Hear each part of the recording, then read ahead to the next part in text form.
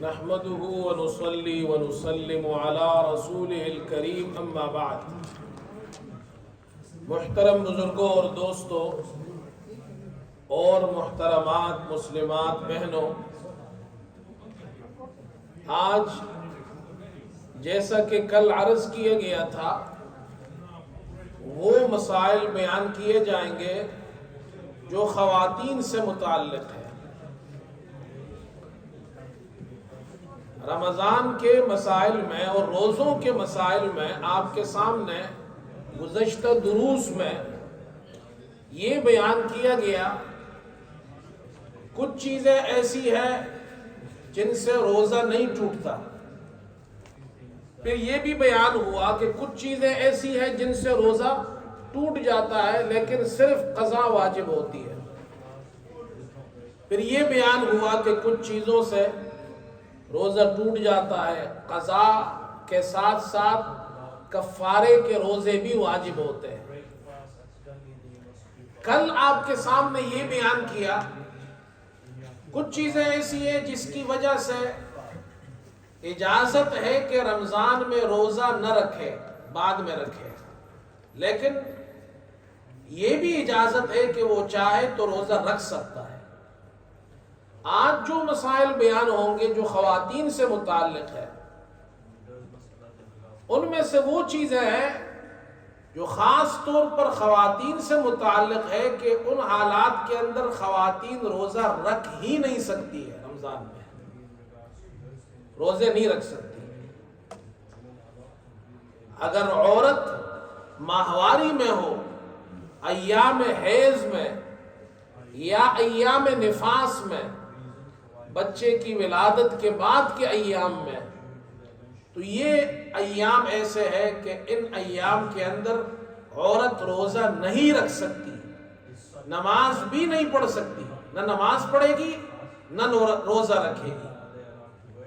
چنانچہ بخاری شریف میں یہ حدیث موجود ہے اور ہم نے اپنے درس میں جو زور میں درس ہوتا ہے اس میں یہ حدیث پڑھی ہے۔ حضرت صلی اللہ علیہ وسلم نے صراحت سے ارشاد فرمایا، الیس اذا حاضت لم تصلی ولم تصم، کہ عورت ایام حیض کے اندر نہ وہ نماز پڑھتی ہے نہ وہ روزہ رکھتی ہے۔ تو اس پر پوری امت کا اجماع ہے، کوئی اختلاف نہیں ہے اس میں کہ ان ایام میں عورت روزہ بھی نہیں رکھتی ہے اور نماز بھی نہیں پڑھتی ہے۔ دوسری بات یہ ہے، رمضان کے دنوں میں اگر کوئی عورت دن میں، ان روزے کے اندر دن میں کوئی عورت پاک ہو گئی، کوئی عورت پاک ہو گئی، اب روزہ تو اس کا نہیں ہوگا، اس لیے کہ وہ جو روزہ شروع ہوا اس وقت سے لے کر اس کے پاک ہونے تک کچھ وقت تو ایسا ہے کہ وہ روزہ نہیں رکھ سکتی تھی، لیکن اب وہ پاک ہو گئی تو یہ اب وہ روزے کی نیت بھی کرے تو روزہ تو نہیں ہوگا، لیکن اس پر یہ واجب ہے کہ وہ سورج غروب ہونے تک روزے داروں کی طرح رہے۔ یہ ایک مسئلہ سمجھ لیں خواتین کے لیے۔ دوسرا مسئلہ، اگر عورت کو رمضان کے دن کے اندر روزے میں ماہواری شروع ہو گئی تو اس کا روزہ فاسد ہو گیا، اب روزہ ختم ہو گیا، اب روزہ رکھ ہی نہیں سکتی، اب اس کو کھانا پینا چاہیے۔ دیکھو شریعت کا حکم ہے، اب وہ روزہ نہیں رکھ سکتی، اب وہ کھائے گی پیے گی، لیکن وہ سب کے سامنے نہ کھائے پیے۔ یہ بھی ایک مسئلہ سمجھ لیں، جن کو شریعت نے اجازت دی ہے رمضان میں روزہ نہ رکھنے کی، ٹھیک ہے، یا وہ رکھ ہی نہیں سکتی، جیسے یہ عورت کہ ماہواری دن میں شروع ہو گئی، اب روزہ اس کا ختم ہو گیا، اب وہ کھائے گی پیے گی، لیکن سب کے سامنے نہیں، چھپ کر کھائے گی پیے گی۔ تو یہ عورتوں سے متعلق یہ خاص مسائل ہے۔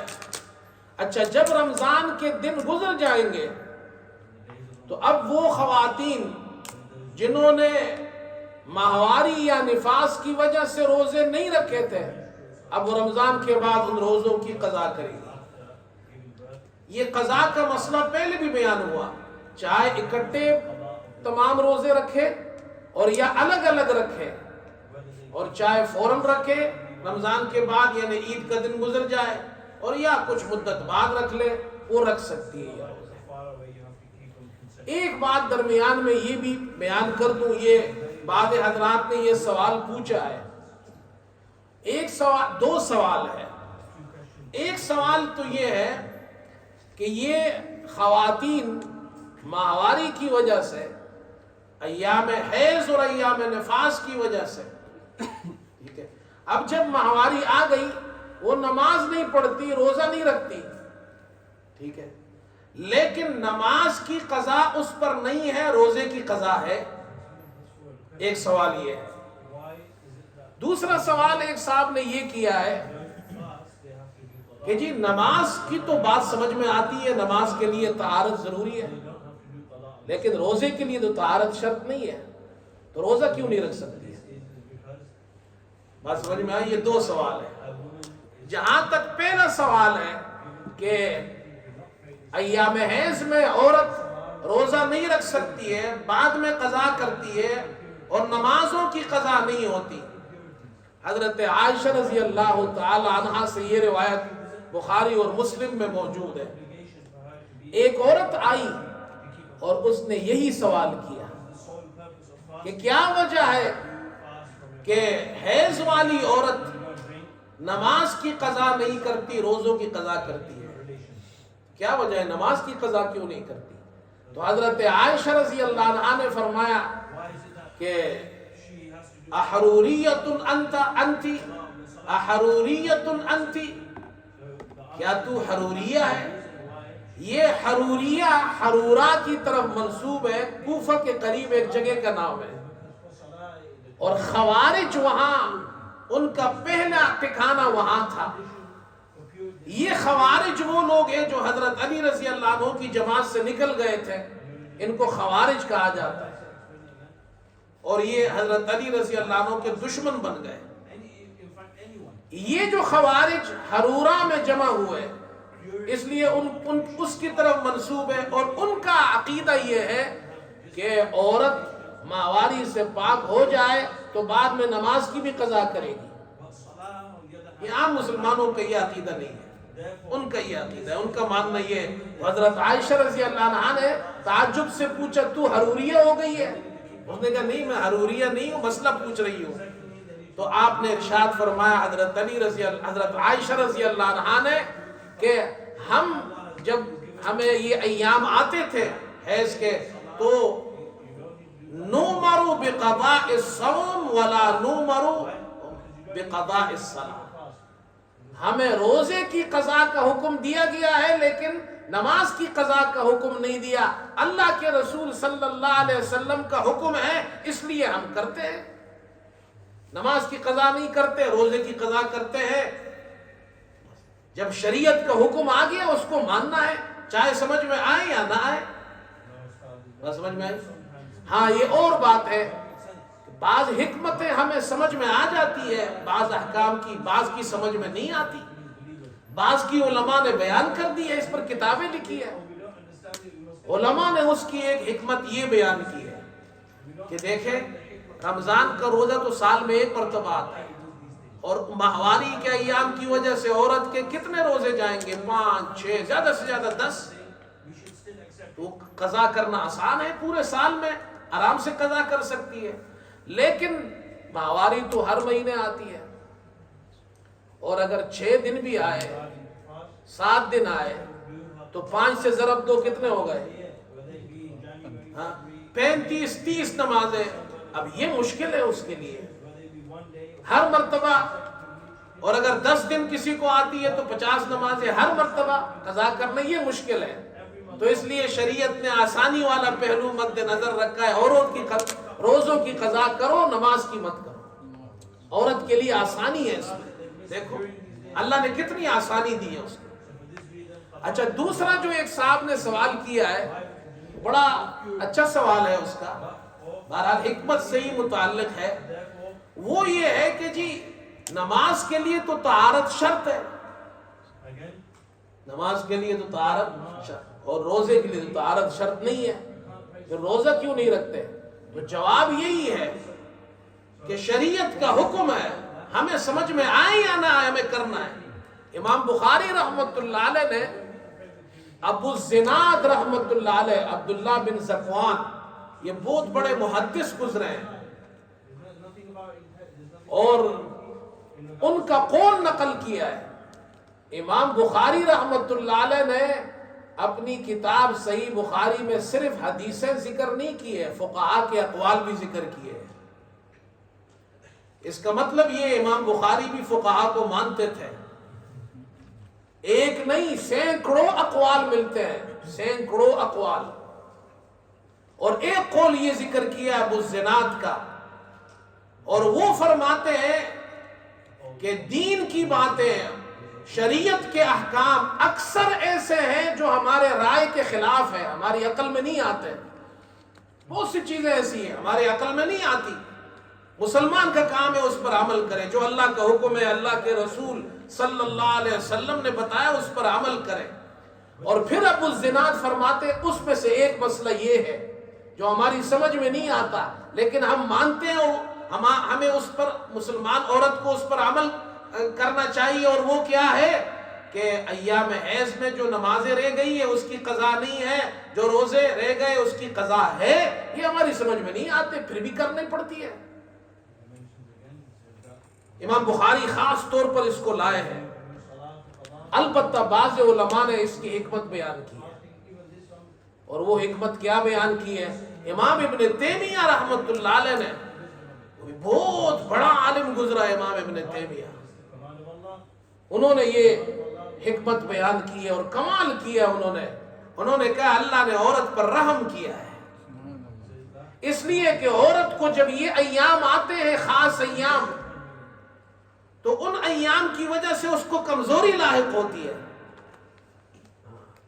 بعض خواتین کو زیادہ تکلیف ہوتی ہے، اور وہ خون کے جاری ہونے کی وجہ سے کمزوری لاحق ہوتی ہے، تو اللہ نے اس پر رحم کیا ہے کہ تو اس حالت میں ہے کہ تو تکلیف میں ہے، تو پریشانی میں ہے، تجھے کمزوری لاحق ہے، اللہ فرماتے روزہ تو نہیں رکھ، بلکہ حکم دیا رکھ ہی نہیں سکتی ہے۔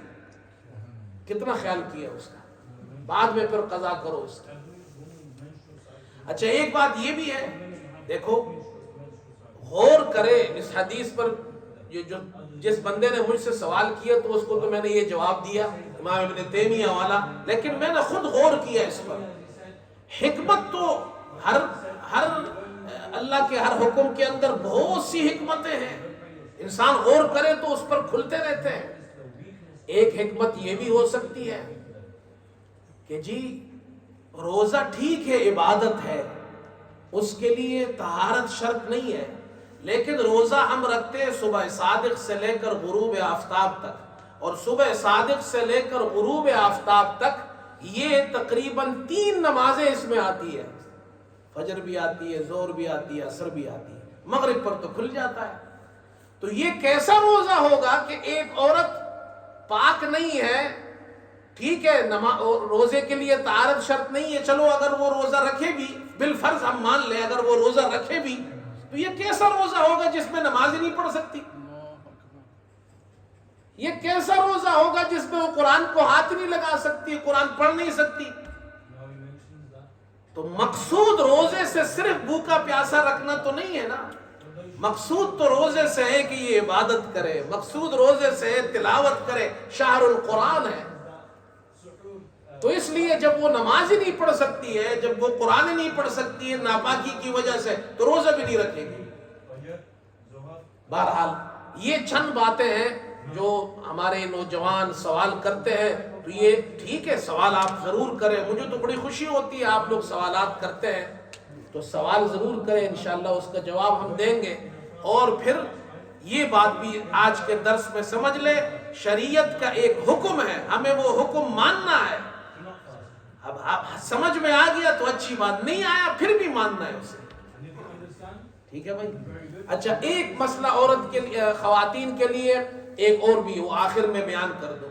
عورت اگر حاملہ ہو، پریگننٹ ہو، اس کو خوف ہو روزہ رکھنے سے اس کو تکلیف ہوگی یا بچے کو تکلیف ہوگی، شریعت میں بڑی آسانی ہے، یرید اللہ بکم اليسر ولا یرید بکم العسر۔